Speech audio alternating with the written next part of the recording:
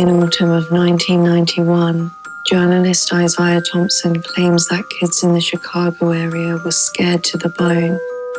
He explains as a fifth grader at Murphy Elementary, rumors started to circulate among his classmates for weeks and came to a boil as Halloween approached about a deranged man dressed as a clown. It wasn't safe to walk home alone. He was in their neighborhood. Someone had even seen him cruise past in his van. They called him Homie the Clown. This was the name of a character played by Damon Wayans on the early 90s sketch comedy show In Living Color. The character was an angry ex-con man who carried a sock for knocking kids upside the head. But that wasn't the homie everyone was scared of. The homie that everyone feared was a man dressed as a clown who'd supposedly been roaming the neighborhood and luring children into his white van, or maybe just snatching them and throwing them inside. No one at Murphy Elementary was too sure what was going on. I remember the kids talking about it.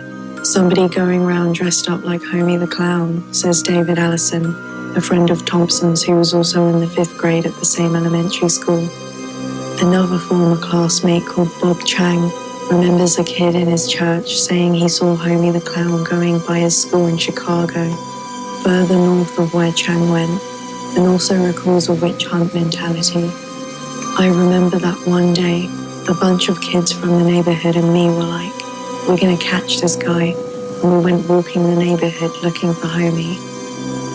The more people you ask, the more you hear the same things, with slight variations. Sometimes Homie is a kidnapper, other times something even worse. The van sometimes changes color, but white leads the other hues by a wide margin. Just one detail is consistent. Homie was always nearby. It might have relieved those at Murphy Elementary to know that kids all over Chicago and in some suburbs thought the same thing. To Sarah Reddycott, who was at Andrew Jackson Language Academy on the Near West Side, says her classmates were so sure that he was real. That's why you had to be careful when you were waiting for your parents to pick you up. Adults at the time also remember Homie. A friend of mine was volunteering at Oscar Mayer Elementary, says Murphy second grade teacher Leanne Meredith, and a child saw a white van go by the school playground and started screaming, "It's the clown, it's the clown." And I understand that they took everyone back into the school and called the police. Even at the peak of supposed Homie sightings, only a few schools took action.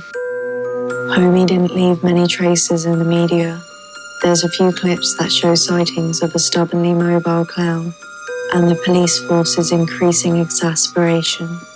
On October 9, 1991, WFLD-TV ran a 30-second news spot saying that police were treating Homie the Clown as an urban legend. 2 days later, the Trib ran an article headlined, "Police Taking Clown Sightings Seriously." On the same day, the Defender quoted a Southsider who'd insisted she'd seen Homie. On October 16th, Oak Park's Wednesday Journal ran the headline, "Police Dismiss Youth Sighting of Deviant Clown as Unfounded."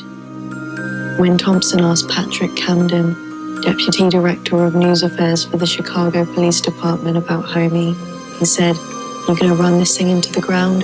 It was an urban legend." There are no records of Homie the Clown, he says, though records are destroyed after 7 years. He says there's nobody around who remembers Homie the Clown, and that is ancient history.